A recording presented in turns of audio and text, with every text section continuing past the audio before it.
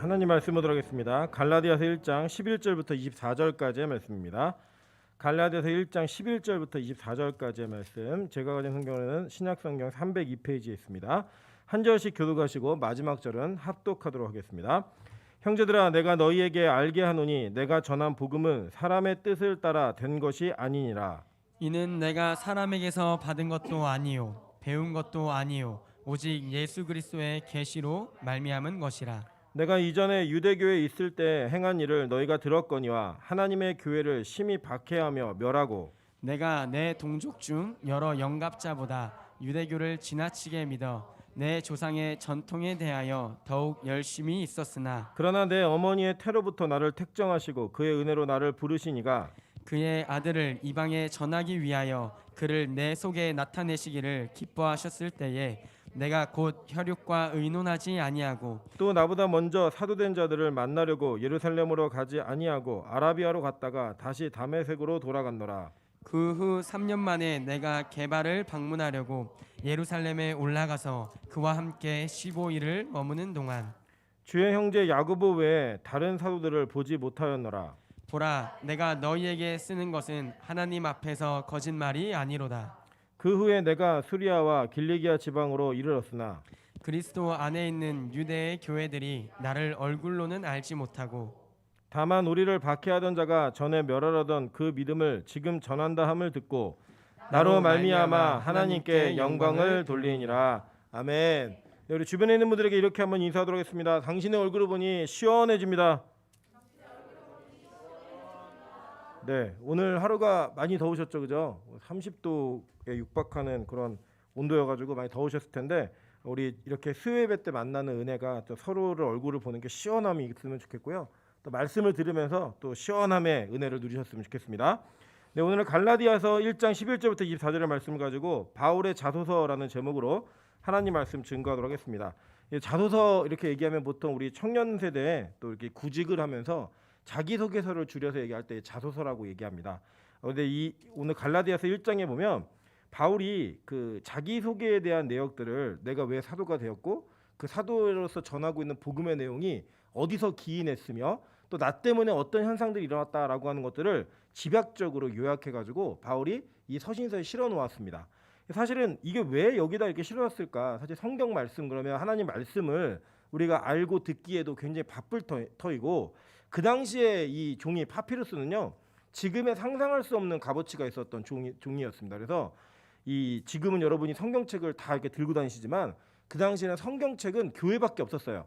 개인이 들고 다닐 수 있는 정도의 그런 아주 작은 값어치가 아니라 어마어마한 큰 가치가 있었기 때문에 뭐 이제 학자들의 얘기를 빌어서 얘기하면 이 성경 전체 구약부터 신약까지 이 당시 가격으로 환산을 하면은 약 40억 가까운 돈이 된다라고 그렇게 얘기를 하더라고요. 그러니까 지금 여러분 얼마나 감사해요, 그죠? 우리는 이게 뭐 25,000원이면 사고 비싸야 8만 원 이렇게 사는데 이 성경을 쓸 때 그 귀한 종이 여백에다가 자기가 왜 사도가 되었고 어떻게 사도가 되는지 이렇게 쓴다라고 하는 것은 사실은 어떻게 보면 지면 낭비일 것 같은 걸 느낌도 듭니다. 근데 왜 바울이 이렇게 해야만 했는가?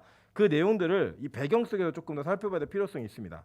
먼저는 바울은 이 갈라디아서 자체가 이제 지금 신약 학자들이 얘기하기에는 작은 로마서라고 얘기를 합니다. 이 두 성경 다 뭐에 대해서 얘기하고 있냐면 이신칭이, 그러니까 즉 믿음으로 구원을 얻는다, 믿음으로 정결하게 된다라고 하는 걸 가르치는 내용이거든요.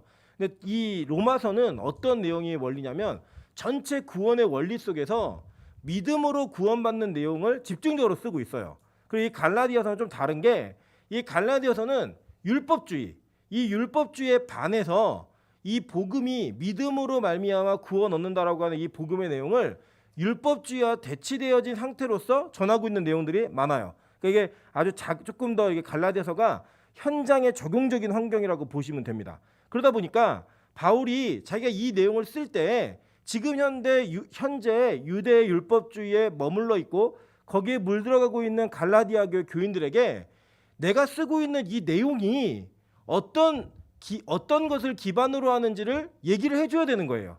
그러니까 자기가 어떻게 변화되었는지 내가 이거를 사람에게 배워서 쓰는 것이 아니라 하나님의 계시로 말미암아 얻어서 쓰는 것이다라고 하는 그 권위를 설명하기 위해서 이 내용들을 기록하는 겁니다. 그래서 실제로요 이 바울의 자기소개서는 자기 자신을 드러내기 위함이 아니라 이 말씀을 조금 더 강력하고 힘있게 전달하기 위한 그 전하고 있는 화자가 누구로부터 이 말씀을 받아서 이야기하고 있는가를 강조하는 거예요. 그리고 이 말씀은 조금 더 우리가 깊게 살펴볼 필요가 있습니다. 왜냐하면요, 지금 이 현재에도 그 바울을 어떻게 바라보고 있는가가 여러 그 신학 진영에서 논쟁이 되어지는 부분 가운데 하나입니다. 그래서 예수를 믿지 않는 사람들은 기독교는 예수가 만든 게 아니라 바울이 만든 거다라고 얘기할 정도로 바울 사도가 가지고 있는 이 전체 신약 성경에도 그렇지만 현재 기독교의 영향력이라고 하는 것은 굉장히 엄청납니다. 그럼 우리가 이 바울의 모습을 바라보면서 우리가 이 바울을 어떻게 이해해야 하고 바울이 전하고 있는 복음이 나에게 어떤 유효함이 있는지 이 내용들을 살펴보도록 하겠습니다. 먼저 이 바울이 자기소개를 합니다. 빌립보서 3장 4절부터 11절입니다. 그러나 나도 육체를 신뢰할 만하며 만일 누구든지 다른 이가 육체를 신뢰할 것이 있는 줄로 생각하면 나는 더욱 그러하리니 나는 8일 만에 할례를 받고 이스라엘 족속이요 베냐민 지파요 히브리인 중에 히브리인이요 율법으로는 바리새인이요 열심으로는 교회를 박해하고 율법의 의로는 흠이 없는 자라. 그러나 무엇이든지 내게 유익하던 것을 내가 그리스도를 위하여 다 해로 여길 뿐더러 또한 모든 것을 해로 여김은 내 주 그리스도 예수를 아는 지식이 가장 고상하기 때문이라 라고 얘기했어요. 자, 여기서 말하는 내용이 뭐냐면요, 바울은 먼저 자기가 어떤 사람인지를 얘기할 때 지금 이 당시에는 어떤 환경이 있었냐면 원래 전통적으로 유대교를 믿어오던 사람들이 있었어요. 그리고 그들에게, 그 유태인들에게 예수 그리스도가 메시아로 온 거예요. 그래서 이 유대인들에게 예수님이 메시아다라고 얘기하는 그 상황 속에서 어떤 이들은 믿음의 은혜 가운데 예수를 주로 영접을 했고 어떤 이들은 예수를 이단이라고 말하고 있는 상황인 거예요. 그러니까 이 양자 간의 갈등 속에 바울이 이 내용을 설명하면서 유대교를 믿었던 사람들 그리고 이 율법에 아주 능통한 자들에게 말하는 거예요. 야, 나를 봐라. 나는 율법으로 너희들과 비교해서 내가 훨씬 우등했으면 우등했지 열등한 사람이 아니라는 거예요. 내가 지금 이 율법을 버리고 이 율법을 인정하지 않는 그리고 그 율법에 완성되어진 예수 그리스도를 믿는 그 배경이 내가 뭔가 율법에 흠이 있고 율법을 못 지킬 것 같고 이래서가 아니라는 거예요. 너희들보다 훨씬 더 이 율법에 열심히 있고 흠이 없는 사람이다 라고 얘기해요. 오늘 본문에도 그 얘기하잖아요. 그죠? 뭐라고 하냐면 14절 보세요. 내가 내 동족 중 여러 영갑자보다 유대교를 지나치게 믿어 내 조상 전통에 대하여 더욱 열심히 있었으나 라고 얘기해요. 이 지나치게 믿어라는 단어가 좀 의역된 건데 원래 직역을 하면 내가 율법을 읽는데 선몽장이었다 이런 뜻이에요. 가장 앞서 있는 사람이었다 라고 얘기합니다. 그리고 조상들의 유전은 그 당시에 613가지 의 율법의 그 조상들의 유전이 있었거든요. 그걸 다 지켰다라는 거예요. 그리고 그 율법을 통과한 사람이 누구냐? 바로 나다라고 얘기하는 겁니다. 그러니까 우리 식으로 지금 얘기하면 이런 거예요. 야, 나 모태신앙이야. 나 뭐 방언 받았어. 나 교회 주일 한 번도 안 빠졌고 나 성경 말씀 암송하는 거 대회 나가 맨날 1등했어. 이 얘기를 하면서 내가 이러한 것을 가지고 있었고 너희들이 그런 쪽으로 나에게 흠을 잡으려면 나는 아무것도 흠될 것이 없는 사람이다 라고 얘기하면서 말하는 내용이 뭐예요? 그런데 내가 이 모든 것을 다 해로 여긴다 이거예요. 왜냐하면 그리스도를 아는 지식이 가장 고상하기 때문이다 라고 말하는 겁니다. 여러분, 그래서요, 해본 사람이 얘기한 것과 안 해본 사람이 얘기한 건 되게 많이 차이가 있습니다. 뭐 예를 들면 제가 뭐 우스갯소리로 하는 얘기지만 제가 그 애를 낳아본 것보다 더 아픈 고통을 경험해 봤거든요. 요로결석. 요로결석을 제가 하고 나와서 제 동생하고 얘기를 하다가 야, 이게 애 낳는 것보다 더 아프대 그랬더니 오빠가 애 낳아봤어? 얘기하는 거예요. 나 안 낳아봤지 그랬더니 그 말하는 의사가 누구냐요? 남자라고. 그랬더니 남자가 어떻게 알아? 그럼 이제 싸움이 붙은 거예요. 동생하고. 그 막 둘이 이제 가불망론을 펼치고 있는데 저희 하늘문에 권사님 한 분이 지나가시다가 뭐 계속 유심히 들으시다가 딱 얘기 한마디로 정리하셨어요. 내가 2개 다 해봤는데 요로결석이 훨씬 아프다고. 네, 그리고 끝났어요. 네. 해본 사람이 말하니까 끝나는 거예요. 그러니까 이 바울이 내가 율법 다 지켜봤다. 나 율법의 전통으로는 너희들에게 어떤 하나도 밀리지 않는 힘이 있는 사람이다. 그런데 내가 그리스도를 아는 지식이 가장 고상하기 때문에 이 모든 것을 다 버린다예요. 바울이 그 얘기를 하는 거예요. 그러면서 얘기합니다. 내가 그를 위하여 모든 것을 잃어버리고 배설물로 여김은 라고 해도 이 배설물이라는 게 헬라어로는 스키발론이라는 단어인데 오물, 똥, 쓰레기예요. 그러니까 이걸 되게 배설물 그러니까 고상하게 여겼잖아요. 근데 실제로 이건 뭐냐면 이 똥 있다 똥 이렇게 얘기할 때 그 쓰는 단어예요. 똥 묻었어 얘기할 때 아주 쓰는 노골적인 단어예요. 여러분 혹시 집에서 일 보시고 변기에 담겨 있는 게 아까워갖고 한참 쳐다보면서 눈물 흘리시는 분 계세요? 없죠? 그죠? 우리가 똥을 보면서 할 수 있는 한 가지 일은 빨리 뚜껑 덮고 변기 물 내리는 거예요. 이런 거 뚜껑 안 덮으시면 굉장히 많은 세균과 오물이 밖으로 튑니다. 우리는 그것을 보자마자 뚜껑을 덮고 보지도 않고 내려요. 구경도 못 해요. 예. 저희 그 찬수는 항상 자랑을 해요. 아빠 큰 거 나왔다. 가보면 막 어떻게 애가 그렇게 긴 걸 쌌는지 막 거기 안에 막 뱀이 한 마리 있는 것 같은 그런 느낌이 들 정도로 그런데 애들은 게 신기해요. 모르니까. 근데 그거 알고 나서부터는요 절대 우리는 그것을 아까워하지 않아요. 그것을 빨리 물 내려버린다는 거. 바울이 자기가 가지고 있는 모든 배경을 그렇다라고 얘기합니다. 뭐 때문에요? 그리스도를 아는 지식이 가장 고상하기 때문에. 그럼 잘 보세요. 이 말씀을 우리 현대인들, 지금 현대교를 다니고 있는 사람들에게 적용하자면 이거예요. 우리가 교회 생활하고 신앙 생활하는 모든 여정 가운데 우리 일생의 유일한 자랑은 예수 그리스도 한 분이어야 하고 그 한 분인 예수 그리스도 때문에 여러분의 모든 사역의 인생이 이끌어져 온 거예요. 그런데 우리는 그 예수를 자랑하기보다 내가 어떻게 이끌림 받으면서 뭐 어떤 흔적들을 남겼는가를 자랑하는 걸 좋아하는 거예요. 그게 바로 유대인들이었고 그게 율법주의자들의 모습이었다는 거예요. 말하는 게 뭐냐면 너희들도 이런 흔적을 남겨야지만 구원받을 수 있어. 이래야지만 구원이 너에게 임해라고 하는 그 메시지를 지속적으로 전달하는 거예요. 그러니까 모르는 자들은 그 메시지에 현혹되어서 아 그래 나도 뭔가를 해야 되는구나. 나도 어떤 일을 이루어내야 되는구나 라고 하는 유혹에 들어갈 수밖에 없었다는 거예요. 여러분 지금도 우리에게 그런 유혹이 있습니다. 어떤 교회 안에 업적들을 남기고 내 이름을 남겨야 하고 내가 무언가 흔적들을 남겨야 하는 것이 나의 믿음의 척도인 것 마냥 생각하는 우리의 가운데 모습이 있다는 거예요. 우리는 이게 나에게 있다는 걸 어떻게 확인하면 되냐면 이거예요. 내가 누군가를 바라볼 때 그런 해석을 하는 것이 나에게 그 기준이 있는 겁니다. 예를 들어 자기가 돈에 매여 있는 사람은요. 돈이 많은 사람을 보면 멋있어 보여요. 내가 무언가 지식적으로 학구열이 굉장히 강한 사람은 학벌이 좋은 사람을 만나면 굉장히 부럽습니다. 자기가 어떤 영역 속에서 무언가를 가지고 있고 영역 속에 어떤 내가 추구하는 것들에 대한 힘이 있는 사람들, 능력 있는 사람들을 우리는 굉장히 존경하고 부러워해요. 그래서 우리 교회 자매들이 그렇게 먹방을 보는 거예요. 먹는 걸 너무 좋아하는데 그렇게 먹을 힘은 없고 누군가 내가 좋아하는 음식, 먹지 못하는 음식을 막 대신 먹어주는 걸 보면서 막 희열을 느끼고 좋아하는 거예요. 그 우리 이주환 공사님이 그러더라고요. 몸이 너무 아파서 먹을 게 힘이 안 나니까 먹방을 보니까 위로가 되더래요. 자기가 못 먹는 건데 막 거기다 라면 어떤 자매가요. 여러분 거짓말이 아니라 어떤 희밥이라는 자매가 그 자리에서 라면 22개를 먹어요. 그걸 보면서 신기하지만 부러운 거예요. 나도 그렇게 먹고 싶은데 위장이 허락을 안 해주니까. 우리 그런 모습이 우리 안에 있다는 겁니다. 근데 교회에서 뭘 평가하죠? 와 저분은 몇 년을 믿었는가, 저분이 11조를 얼마나 하고 있는가, 저분이 얼마나 열심히 교회를 섬기고 있는가, 이런 내용들을 우리는 그 사람의 신앙이라고 생각을 합니다. 그 여러분 되게 재밌는 일이 뭐냐면요, 가지고 있는 기질 중에 그냥 어느 조직에 가도 성실함으로 인정받는 사람이 있어요. 근데 그런 분들이 교회 안에 들어와 있으면 우리는 그분들을 보면서 뭐라고 얘기하냐면 믿음이 좋다라고 얘기해요. 너무 조용한데 빠지지도 않고 성실히 하고 오라 그러면 오고 가라 그러면 가고 뭐 뭘 맡기면 책임감 있게 다 완수해내고. 여러분 그러니까 잘 명심하십시오. 그런 행위와 믿음은 별개의 문제예요. 별개의 문제이기 때문에 그 행위가 우리의 믿음을 증명하지 않아요. 그럼에도 불구하고 여전히 우리는 그런 행동적인 가치로 그 사람에게 믿음이 있는지 없는지를 평가합니다. 그래서 여러분 뚜껑을 딱 열어보면 믿음이 없는 분들 되게 많아요. 진짜예요. 제가 예전에 섬기던 교회에 그런 일이 있었거든요. 어느 권사님이 자기 남편을 열심히 이렇게 해가지고 결국 이제 장로까지 만들었어요. 근데 이제 같이 성경 공부한다고 저희 반 성경 공부원에 들어오셔갖고 성경 공부를 하는데 무슨 얘기를 하다가 제가 이제 우리가 부활을 하면 육이 살아난다고 이런 얘기를 했더니 그 장로님이 자기는 그거 못 믿겠다는 거예요. 그래서 아니 장로님 이걸 안 믿으시면 신앙의 문제가 있는 거예요. 이게 믿음의 문제라고. 자기는 믿지 않는데요 그거를. 그래서 제가 물었어요. 어떻게 장로가 되셨냐고 그랬더니 그냥 주일날 교회 안 빠지고 열심히 나오니까 집사 됐대요. 집사 됐는데 주변에 좀 오랫동안 집사 생활하니까 안수 집사 받아야 된다고 안수 그냥 받았대요.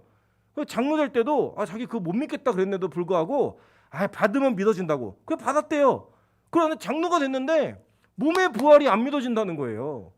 여러분 그분이 거기까지 올 때까지 아무 문제 없었어요. 가정도 평화롭고 사회적으로도 성공한 분이었고요. 그분이 뭐 사회적으로 보나 교회에서 생활하시는 거보나 어떤 것도 무리가 되지 않는 분이었어요. 근데요 그분이 믿음 앞에서 신앙을 고백해야 될 때 자기는 믿음이 없다라고 얘기하더라고요. 한국 교회가 이런 일들을 서슴없이 해왔어요. 그리고 지금 우리 안에서도요 그런 것들을 추구하고 있다라는 거예요. 무언가 우리 안에 진짜 믿음이 자리 잡을 때까지는요 정말 피나는 노력과 훈련들이 필요합니다. 그럼에도 불구하고 여전히 외적으로 보여지는 걸로 그 사람의 믿음이 어느 정도인가 척도를 판단하는 일은요 우리 안에 있다는 거예요. 바울이 뭐라고 했냐면 야 그런 걸로 따지면 너네 나한테 상대도 안 돼. 그런데 내가 예수 그리스도를 알고 나니까 이거 다 똥이야. 그 내가 다 버린 거다. 지금 이 얘기하고 있는 거예요. 그러면서 계속 얘기합니다. 그 뒤에 보니까요 여기면 그리스도를 얻고 그 안에서 발견되라미니 내가 가진 의는 율법에서 난 것이 아니요 오직 그리스도를 믿음으로 말미암는 것이니 그 믿음으로 하나님께로부터 난 의라. 내가 그리스도와 그 부활의 권능과 그 고난에 참여함을 알고자 하여 그의 죽으심을 본받아 어떻게 해서든지 죽은 자 가운데서 부활에 이르려 하노니 라고 얘기하는 겁니다. 그게 뭐냐면 율법에는 생명력이 없다예요. 그런 행위적인 요소에는 우리의 영혼을 그리고 우리의 영원한 삶을 약속하는 그 어떤 것도 존재하지 않는다. 예수 왜 믿니? 나 예수 믿는 거 부활하려고 그래. 영원히 살고 싶어서 그래 라고 얘기합니다. 뭐 아무리 기독교가 그 내세의 종교만이 아니라 뭐 이 땅의 종교기도 하고 하나님의 나라가 죽음 이후에 있는 것만이 아니라 이 땅에도 있는 것이라고 얘기하는 거 저 인정합니다. 그러나 종국적으로 우리가 마지막에 단 한 가지를 선택해야 된다면 뭐겠어요 여러분? 이 땅이 하나님 나라예요? 저는 아니라고 생각해요. 저는 우리가 죽음 이후에 새하늘과 새 땅이 창조되어진 그 땅에서 하나님의 나라를 영원히 누리며 살아가는 그것을 위해 예수 믿는 겁니다. 다른 거 아니에요. 이 땅의 삶이 조금 윤택하지 못해도 이 땅에 우리의 삶이 다른 사람들이 부러워할 만한 그런 삶이 아닐지라도 저와 여러분에게 유일한 소망 한 가지만 얘기하라고 한다면 뭐 얘기하겠어요? 천국의 부활을 얘기해야 되는 거예요. 그것 때문에 예수 믿는다는 거예요. 그런데 의식에 사로잡히고 어떤 형식에 사로잡히고 어떤 예배 모범에 사로잡혀가지고 그런 일들을 깨지 못하는 거예요. 여러분 생명력 있는 말씀과 생명력 있는 은혜는요 정해진 틀에서만 나오는 게 아니에요. 하나님의 말씀은 우리에게 어떻게 일하고 어떻게 역사될지 모른다는 거예요. 그 모르는 상황 가운데 예수 그리스도를 믿는 그 믿음이 그 어떤 것보다 귀하다라고 말할 수 있어야 되는데 우리는 그게 잘 안 되는 거예요. 예를 들어 볼까요? 사실 이제 저희 교회는 워낙에 담임 목사가 날라리여가지고 옷을 제대로 안 입어요. 그러다 보니까 우리 전사님들 강사님들이 배워가지고 제가 좀 걱정되는 건 저 두 분이 우리 교회에서 이제 사역을 저는 오래 하기를 바라요. 오래오래 하길 바라는데 다른 교회 가가지고 적응하는 게 쉬울까 이런 고민이 있습니다. 근데 예를 들어서 넥타이를 안 하고 올라온 것 때문에 마음이 불편하신 분들이 계시면요 설교 시간에 아무것도 들리지 않아요. 목사님 넥타이 안 했네, 넥타이 안 했네, 양복 안 입었네, 저 뭐 대한예수교 장로회 조계종이야, 왜 저거 한복 입고 올라와 설교해, 이런 느낌으로 그 옷에 집중이 되잖아요. 그럼요 그 뒤에는 어떤 얘기도 들리지 않는다는 거예요. 여러분 이게요 참 어렵습니다. 우리 교회가도 이제 시간이 오랫동안 지나면서 무슨 전통들이 생길 거예요. 빛가수 근교의 성도 그런 뭔가 가지고 있는 어떤 틀들이 생기겠죠. 그런 틀이 있잖아요. 그럼 그 틀이 우리의 신앙을 결정하는 잣대가 되어지잖아요. 그 율법주의예요. 뭐 예를 들면 저녁 기도에 안 하는 사람은 지옥 간다. 율법주의입니다.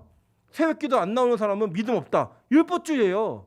이런 것들이 우리 안에서 하나씩 하나 자리 잡아서 자기의 기준을 가지고 남들을 평가하는 그 잣대를 갖지 말라는 거예요. 오직 우리의 믿음은 예수 그리스도를 믿는 믿음에 근거하는 거예요.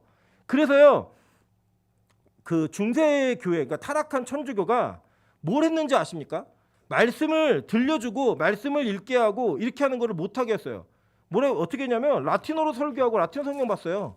뭐 국적에 상관없이. 그 라틴어는 그 당시에 상위 1%만 알고 있는 언어였거든요. 아무도 모르는 거예요. 아무도 모르니까 이 사람들이 신앙이라고 해서 자신들이 가지고 있는 신앙을 표현하는 방식이 뭐였냐면 뭐 먹고 만지고 보고 이런 거예요. 어디 가서 뭐 예수님 십자가 조각이라도 그거 만지면서 울고 뭐 성찬하면서 그 성찬에 집중해가지고 그 피 포도주 흘리면 안 된다고 막 포도주 흘리면 핥아먹고 막 그랬어요. 예수님 피 흘리면 안 된다고. 그렇게 하는 것이 그들의 신앙이었다고요. 뭐 그림 잘 그리는 거 한번 보고 와서 은혜 받았다고 얘기하고 그런 식의 어떤 행동들 보여지는 것들이 그들의 신앙이 돼버리니까 어떻게 했어요? 교회가 타락한 거예요. 그러니까 막 면죄부 팔아먹고 뭐 말도 아닌 일들을 막 저지르면서 그 당시에 우리가 지금의 상황으로는 절대 이해할 수 없는 만행들이 벌어졌지만 몰랐어요. 왜냐? 그 당시에 기독교도 율법주의에 물들어 있었기 때문에 그렇게만 하면 구원받는다고 여긴 거예요. 세례만 받으면 구원받는다고 여겼고. 여러분 제가 빛가서 공개 앞으로 그런 일 없습니다. 지금은 애들이 많지 않지만 절대로 아이들이 키우시다가 12살, 13살이 됐을 때 강제로 세례받게 하지 마세요. 세례는요, 진짜 믿음을 고백하는 거듭난 자가 받는 하나님과의 언약적 증표여서 되게 감격적인 일이에요. 눈물 없이는 받을 수 없는 일이고 감격 없이는 할 수 없는 일인데 그냥 내 자식이 나이가 되면 그냥 다른 애들 받는데 우리 애는 안 받으면 밀릴 것 같으니까 그냥 억지로 밀어서 막 받게 해요.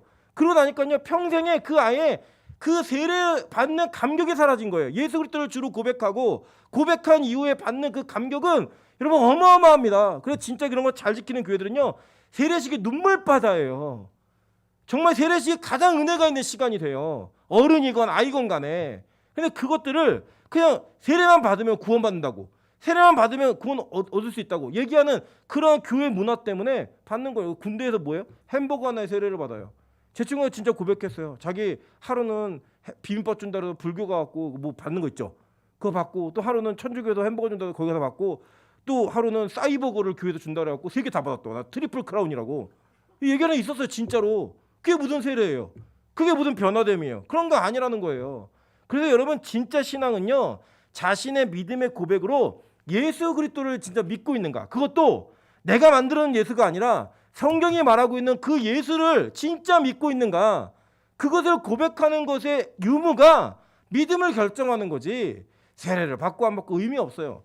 극단적으로 얘기해 볼까요? 예를 들어서 여러분의 부모님이나 생명이 위급한 사람이 죽기 직전에 예수 그리스도를 영접하고 있는데 세례를 받고 싶다고 세례에 물로 들어간 사이에 돌아가셨어요. 천국 가요, 지옥 가요? 에? 천국 가요. 세례는 요식행위이지 그것 자체가 우리의 믿음을 생기게 만들고 없어지게 만드는 그런 내용이 아니라는 거예요. 그래서 여전히 우리는 그런 것들에 사로잡혀 있는 거예요. 그게요, 여러분 진짜 바울은 그거 똥이라고, 그거 아니라고 얘기하면서 부활에 참여하기 위해서는 예수 그리스도를 믿는 믿음에는 아무것도 의미 없다고 얘기하는 거예요. 여러분 보세요. 사도행전 9장 3절부터 9절입니다.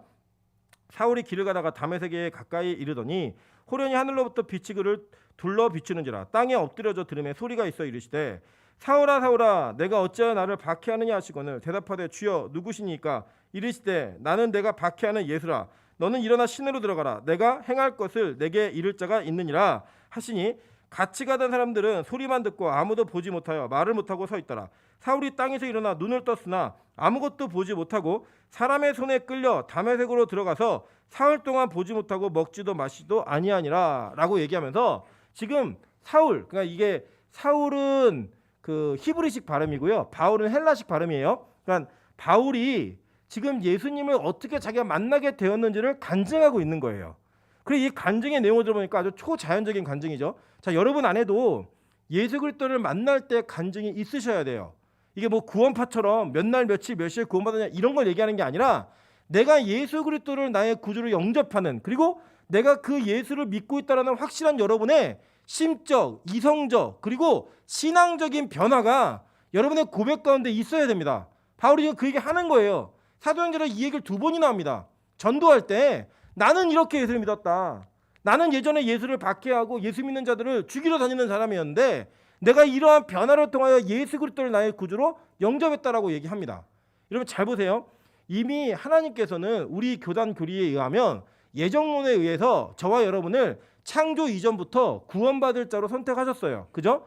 그렇기 때문에 우리는 하나님의 관점으로는 이미 구원받은 존재들이에요.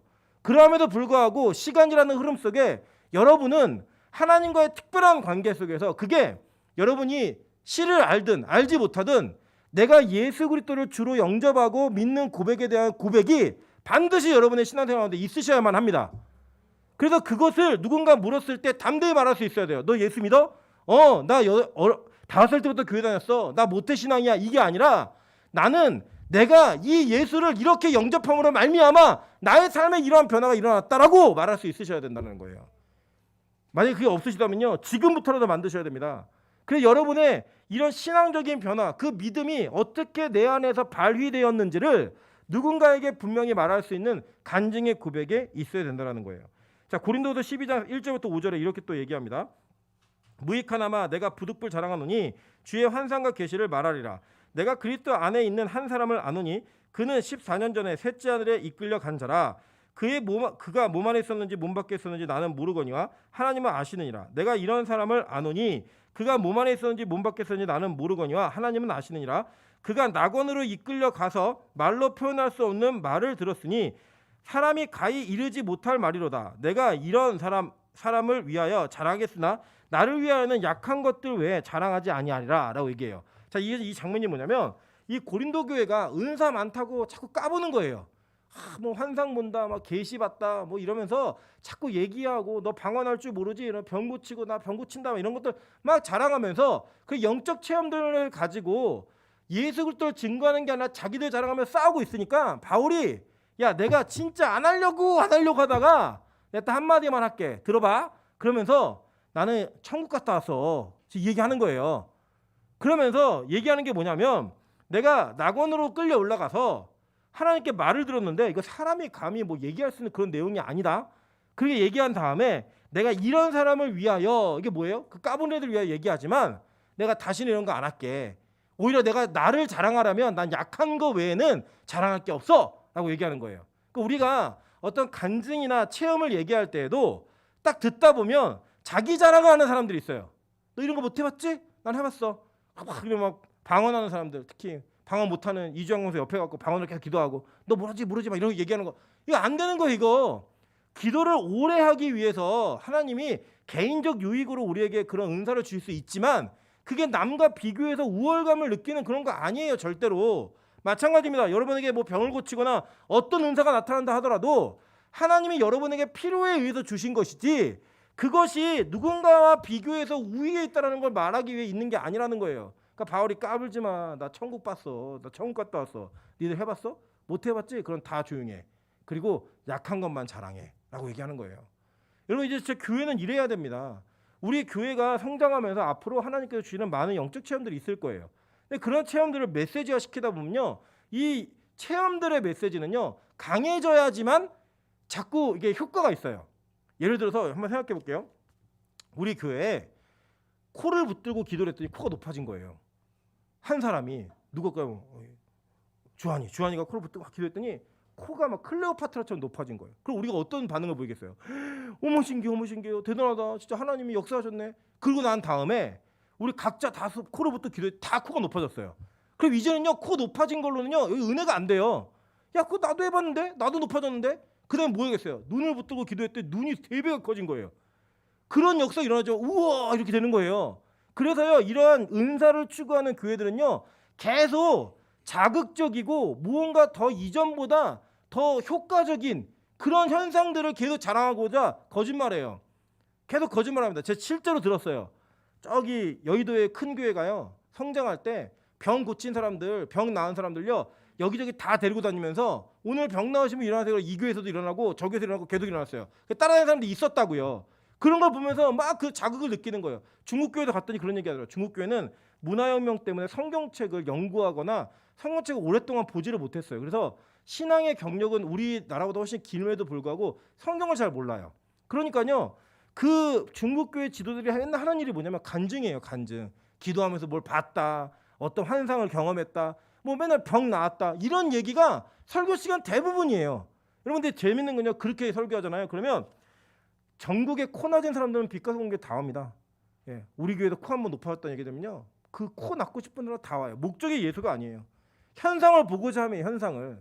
그런 식으로 몰려드는 인원은요 진짜 믿음 아니에요. 성경은 절대 그것을 믿음이라고 얘기하지 않았어요. 그거는요 이방 종교에도 있을 수 있는 일입니다. 충분히.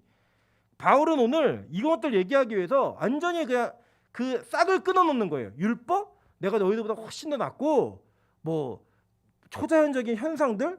야 내가 너희들보다 훨씬 더 많이 경험했어. 훨씬 더 값어치 있는 걸 경험했어. 그런데 예수에는 답이 없어. 이 얘기하는 거예요. 바울의 자기소개는요 그래서 상대방을 기선제압하는 거예요. 기선제압. 아예 율법주의자들이건 뭐 신비주의자들이건 그들을 기선제압하면서 예수에는 아무것도 없다 이걸 얘기해 주는 거예요. 여러분 안에도 이런 게 있습니다. 임철 목사가 여러분에게 능력 있게 위험 있게 보일 수 있는 방법은요 설교를 오랫동안 하는 것보다 장풍으로 누구 쓰러뜨리면 돼요. 여기서 확 했더니 막 혜연이 하면 쓰러지고 뒤로 쓰러지고 막 민정집사가 막 떼굴떼굴 구르면서 회개가 터지고 막 장북 쏘는데 그냥 샥 쏘는데 그러면요 그때부터 임채 목사는 여러분에게 완전 전국구 스타가 되는 거예요. 우리 교회 목사 얼마나 능력 있는 줄 알아? 설교 시간에 장풍 쏴 맞고 쓰러져. 안 쓰러지면 어떻게 해요? 막 달려갖고 이마를 그냥 쳐가지고 뒤로 넘어뜨려야죠 그냥. 그러면서 막 그 능력을 해가는 거예요 계속. 그럼요 여러분 굉장히 역사적인 일들이 막 벌어지고요. 사람들이 엄청 모여듭니다. 그런데요 그게 우리에게 주는 유익은 그 뭐냐는 거예요 도대체.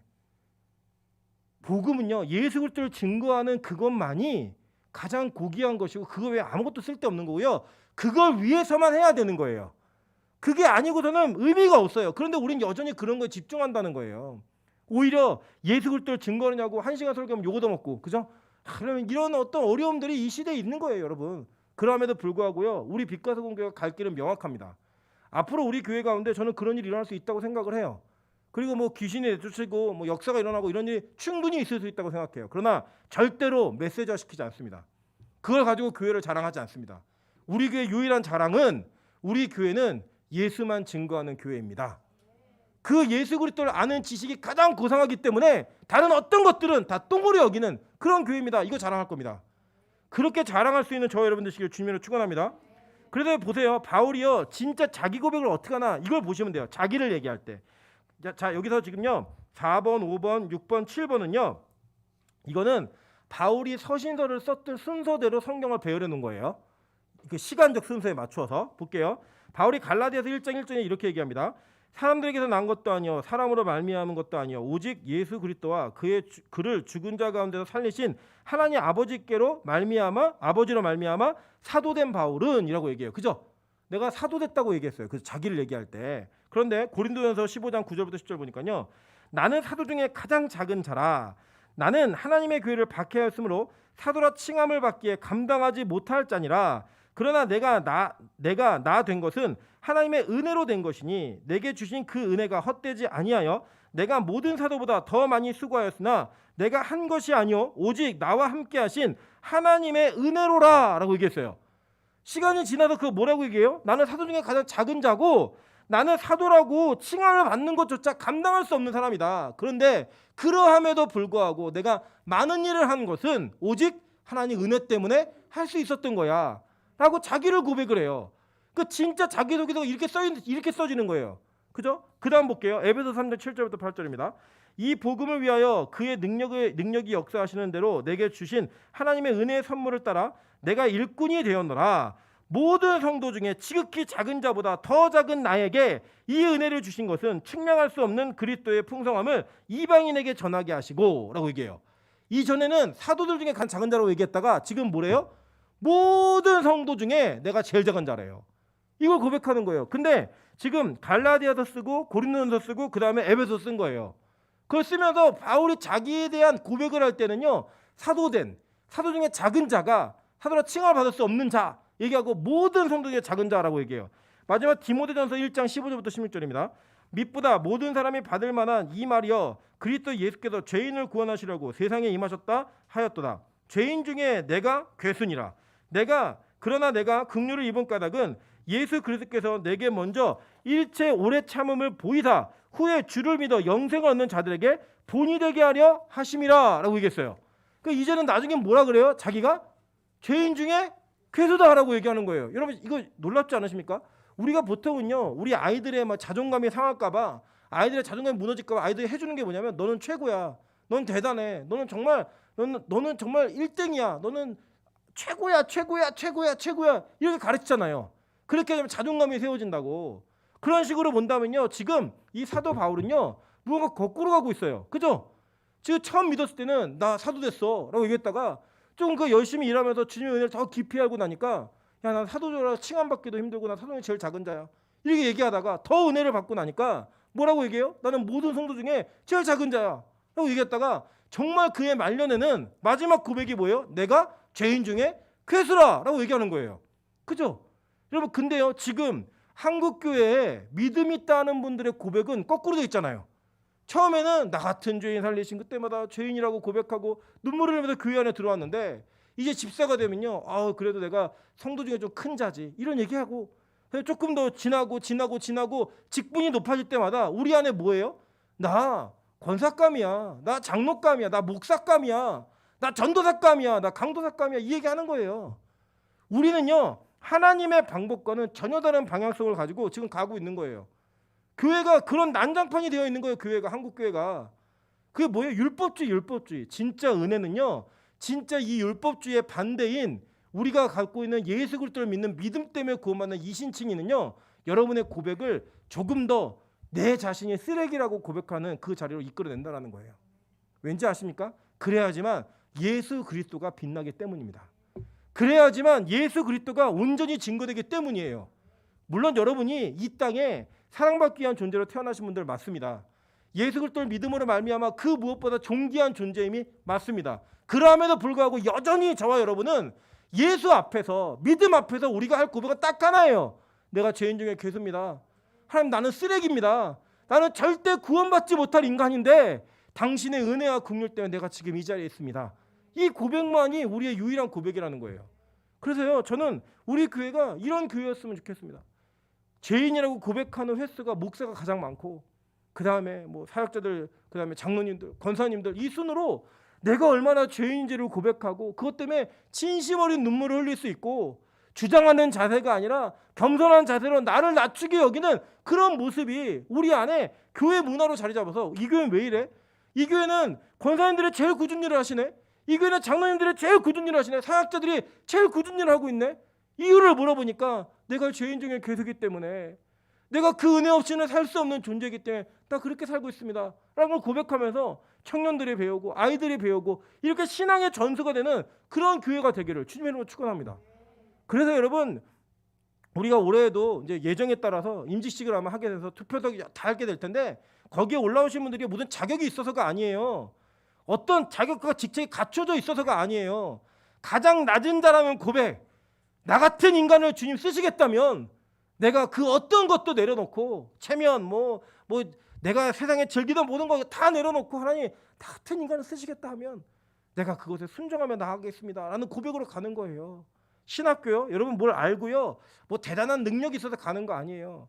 가장 내가 정말 쓰레기 같은 인간이고 구원받지 못할 존재, 악한 영에 시달리고 세상에 좋아서 그 세상에 빠져서 살 수밖에 없었던 나 같은 인간을 하나님 나를 부르셨다니요, 이런 감격으로 다니는 것이 그런 학교입니다. 이전에 그 신문에 이런 기사가 났더라고요. 총신대와 장신대를 제외한 전국 모든 신학교에 스카이 출신 대학의 사람이 한 명도 가지 않았다. 이거 보면서 안타까워하는 기사가 실렸어요. 이게 무슨 망언인지, 이게 기사인지. 그럼 스카이대에 나오는 사람들이 그곳에 가면 목사로도 자격이 있는 거고, 죄인이라고 고백하는 사람이 가면 자격이 없는 겁니까? 여러분, 정신 나간 짓들을 하고 있는 거예요. 지금 뭐가 진짜인지도 모르고 뭐가 은혜인지도 모르고. 바울은 오히려 자기의 최고의 학벌, 그 당시에 가말리엘의 문화는요, 유대교 안에서는요 가장 그 높은 학력을 가졌다라고 얘기하는 그걸 증명하는 거예요. 나 가말리엘 문화에서 배웠어. 그러면 최고의 학자에게 배운 거예요. 그랬던 바울이 뭐라고 해요? 이거 똥이다라고 얘기하는 거. 똥이다. 근데 교회는 뭐 자랑해요? 야, 우리 집에 큰 똥 있어. 우리 더 큰 똥 있다? 야, 나 설사 묻었어. 이거 자랑하고 있는 거예요 지금. 그걸 자랑하면서 부러워하고 그 똥을 묻히기 위해 열심히 놀러다니, 열심히 그것을 추구해서 따라다니고, 그런 일들을 하면서 교회가 지금 망가지고 있는 거예요. 뭐 때문에? 율법주의 때문에. 그게 모든 자격이에요. 자격은 단 하나예요. 예수 그리스도의 부르심과 오직 믿음, 오직 예수, 그것을 믿는 믿음이 우리의 유일한 자격이라고 바울은 계속 증명하며 말하는 거예요. 여러분, 저는 우리 교회가 이런 고백으로 죄인 중에 괴수다라고 말할 수 있는 자들만이 모이는 그런 진짜 교회 되기를 주님으로 축원합니다. 여러분, 그래서요 바울이 이렇게 자신 있게 고백하는 게 왜 그런지 아세요? 바울은요 자신 있는 거예요. 어떤 자신 있느냐? 이런 나를 바꾸신 그 하나님. 그래서요 바울이 왕년 얘기하지 않아요. 옛날 얘기하는 겁니다. 다 그 왕년에, 내가 왕년에 말이야 얘기하시면 지금 뭐예요? 별 볼일 없는 거예요. 그죠? 내가 옛날에 말이야 얘기하면 지금은 형편이 좋아졌다는 거예요. 바울은 이 얘기를 당당히 하는 거예요. 내가 쓰레기였다, 내가 똥이었다 라고 얘기를 왜 자신 있게 해요? 지금은 하나님이 나를 다시 만드시고 새 창조로 말미암아 새 사람을 만들어줬다라고 얘기하는 거예요. 그래서 바울이 이렇게 얘기합니다. 로마서 6장 1절부터 7절입니다. 그런즉 우리가 무슨 말을 하리요? 은혜를 더하게 하려고 죄에 거하겠느냐? 그럴 수 없느니라. 죄에 대하여 죽은 우리가 어찌 그 가운데 더 살리요. 마지막 까만 부분만 읽을게요.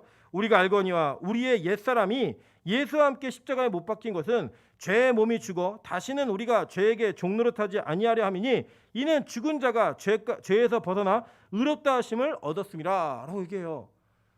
내가 그런 인간인데 나 이제 더 이상 죄에 묶인 사람이 아니야. 왠지 알아, 내 예수와 함께 죽은 자야. 은혜 가운데 있는 자야. 그래서 이 싸움을 싸우는 거야 라고 얘기하는 거예요. 고린도후서 5장 17절에 이렇게 말합니다. 그런데 누구든지 그리스도 안에 있으면 새로운 피조물이라 이전 것은 지나갔으니 보라 새 것이 되었도다. 여러분, 그래서 성경은요 과거에 그가 어떤 사람이었는지를요 여과 없이 기록하는 거예요. 라합이 기생이었다. 제가 말씀했죠. 라합이 시집간 가문이 어디예요? 유다 지파의 대장, 족장의 가문으로 시집을 갔어요. 그러면 적어도 유다 지파의 체면과 이 라합의 체면 때문에 기생이란 말 뺄 수 있잖아요. 그죠? 우리 같으면 그렇게 했겠죠. 그죠? 뭔가 가렸겠죠. 그래 학력 지우고 어두운 과거 지우고 이렇게 하는 이유가 뭐예요? 신분 세탁하는 거잖아요. 지금 괜찮은 사람처럼 보이기 위해. 성경은요 여과 없이 얘기해요. 왠지 아십니까? 그가 예수 그리스도 안에서 변화된 새로운 피조물이기 때문에 옛날을 오히려 자랑하는 거예요. 나 옛날에 이런 쓰레기였어. 나 옛날에 이런 인간이었어. 근데 지금 내가 어떻게 바뀌었는지 알아? 고백하는 거예요. 저는 우리 교회가 건강해지는 그 건강도를 체크할 수 있는 바로미터가 있다고 생각해요.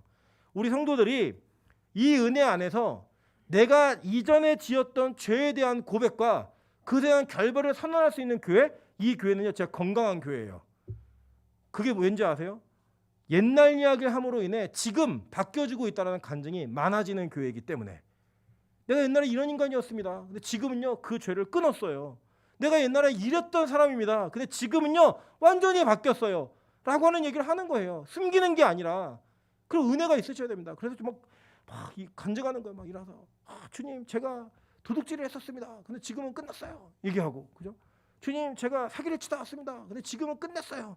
이 얘기를 고백하고 주님 제가 야동을 보다가 왔습니다. 근데 지금은 안 봅니다. 이렇게 고백을 할 수 있는 교회. 이런 교회가 살아있는 교회죠. 근데 지금은 어때요? 그거 들키면 안 되는 거예요. 그거를 말하면 안 되는 거예요. 왜요? 율법주의니까. 행동으로 그 사람의 믿음이 평가되는 교회니까. 저는 우리 빛가서군 교회가 진짜 그런 건강한 교회가 되기를 주님의 이름으로 축원합니다. 종국적으로는 하나님 이렇게 얘기하셨어요. 보라 내가 새 하늘과 새 땅을 창조하나니 이전 것은 기억되거나 마음에 생각나지 아니할 것이라. 여러분 여기서 창피해도요. 천국 가면 아무도 몰라요. 천국 가면 너 그랬었지. 여기도요. 여러분 제가 여러분의 과거를 한 사람 다 얘기하면 교회 못 나올 사람들 많습니다. 근데 얘기 안 하는 거예요. 그들이 저를 얘기할까 봐 서로 참아주는 거예요. 얘기 안 하면서. 교회에 가능한지 아세요? 우리는 새 사람이 될 거기 때문에. 지금 아니어도 지금 뭐 어떤 잘못이 있는 거 내가 너만 알아 나만 알고 있어 막 이런 이상한 눈으로 쳐다보지 마세요. 변화될 그 기대를 하면서 따뜻한 눈으로 보세요. 여러분 그래서 우리 기독교 안에서는요 문제아들은 다 저평가 우량주들이에요. 변화될 애들이잖아요. 여러분 생각해 보세요. 교회를 그렇게 안 나오던 자녀가 새벽기도를 나오는 아이로 변했다. 얼마나 간증할 게 많겠어요. 원래 잘하는 애들은 별로 얘기할 것도 없어요. 못했던 애들이 바뀌어지게 되면 와 은혜가 되는 거예요. 은혜가. 우리 보세요. 우리 김지원 수협이 오잖아요. 은혜. 주일도 안 오던 우리 친구가 예배를 드리기 시작했어요. 하나님이 지금 우황청심원을 물청심원을 사다 주시고 계세요. 지금 급해가지고. 그런 은혜 이게 간증의 고백이 되는 거예요. 우리가 어떤 한 사람을 얘기했지만 우리 안에 다 있으시잖아요. 여러분. 내가 이거 알려지면 나 이거 목사로서 못 사는데 나 이거 알려지면 나 권사로서 유지를 못할 것 같은데 내가 이 교회 못 다닐 것 같은데 이런 여러분 안에 죄악의 요소들 삶의 문제들 환경의 문제 다 있으십니다. 그 있는 것들을요 자랑할 수 있는 데까지 은혜를 받으세요. 그 자랑할 수 있도록 교회 분위기를 만드셔야 돼요. 그래서 정말 죄인들이 모이는 교회. 그 진짜로 교회 제가 그 기사를 봤는데요. 교회 이름이 죄인교회예요. 저는 되게 성경적이라고 생각해요. 죄인교회. 죄인들이 모여있으니까 죄인교회. 근데 그 교회 얼마나 역사하시겠어요. 저는 우리 교회가 그런 교회가 되기를 주님으로 축원합니다.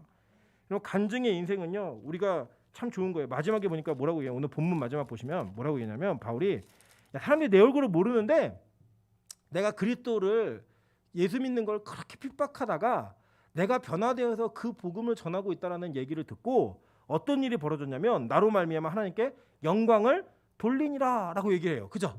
저는 여러분이 하나님께 영광이 돌려지는 통로가 되기를 주님의 이름으로 축원합니다. 그래 바울이 지금 이 얘기를 왜 이렇게 했냐면 지금부터 내가 하는 말 있잖아. 이거 다 옛날에 이랬던 내가 변화돼서 하는 얘기야. 지금도 내가 하는 말 있잖아. 하늘로부터 받은 이야기야. 그리고 이 복음은 사람을 바꿔내. 이 복음은 우리를 바꾸어내. 라는 얘기를 하고 싶으니까 이게 장황하게 쓰는 거예요. 쓰고 나서 이제 이 갈라디아서가 왜 이 사람이 있었는지, 왜 나 같은 인간이 있었는지를 정확하게 말하기 위해 자기소개를 하는 거예요. 여러분, 이 세상에서요, 자랑할 만한 거리를 만드세요. 여러분의 간증과 하나님이 여러분 인생에 쓰신 스토리를 만들어 가세요. 그리고 나서요, 그 스토리를 가감없이 당당히 말씀하세요. 그리고 나서 할 수 있는 게 뭔지 아세요? 그래서 복음은 이런 거야 라고 예수를 증거하시는 거예요. 하나님 여러분의 인생을 만들어 가실 때에도 여러분의 축복들 다 고백하세요. 그게 쟤 자랑하네? 하세요. 그렇게 자랑한 이후에 여러분이 할 것 딱 하나예요. 하나님이 하셨습니다. 그걸 보면서 와, 나도 하나님 믿어봐야겠다. 야, 나도 하나님께 영광을 돌리면서 살아야겠다 라고 우리를 통해 고백하는 일들이 있어야 된다고 저는 믿습니다. 저는 우리 교회를 향한 꿈을 하나 가져요. 어떤 꿈을 갖냐면, 지금 제 친구가 하나 개척을 했는데 오늘 오다가 이게 통화를 잠깐 했어요. 근데 이제 개척을 한 친구가 상당히 고전을 해요. 고전을 하니까 주변의 친구들이 개척한다고 하면 한숨부터 쉬어요. 그래서 저한테 이렇게 얘기해요. 말려 못하게 해. 제발 말려. 자기 너무 힘든 거예요. 그러면서 저한테 이렇게 얘기해요. 야, 그래, 너 그냥 그 고기라도 잘 지켜봐. 그거라도 잘해봐 라고 얘기를 해요. 제가 이렇게 얘기했어요. 아니, 나는 큰 교회 만들 마음은 없어. 나는 뭐 대단한 일을 이룰 거라고 생각하지도 않아. 그런데 하나님이 나에게 맡기신 교회를 최선을 다해 열심히 복음을 전할 거야. 그러면 그 뒤에 하나님이 어떤 일을 하시든 나는 이 교회가 지금 이 시대에 상가교회 안 된다고 얘기하고 조그만 교회 안 된다고 얘기할 때, 아니, 돼. 하나님이 일하시면 돼 라고 말하는 교회 만들 거야. 그래서 진짜 건강한 교회들이 나올 수 있게 할 거야. 말씀드렸더니, 예배만 드렸더니, 복음만 증거했더니 되더라. 사람들이 변화되어지고 회심이 일어나고 교회가 변화되어지고 바뀌어지는 은혜가 있더라 라고 나 얘기하고 싶어. 제가 그렇게 얘기했습니다. 여러분, 저 진짜 뭐 이 교회가 거대한 교회가 돼서 뭐 이 건물을 다 사가지고 사람이 몇천 명씩 모여드는 그런 게 못 될 거라는 거 압니다. 제 능력을 알아요.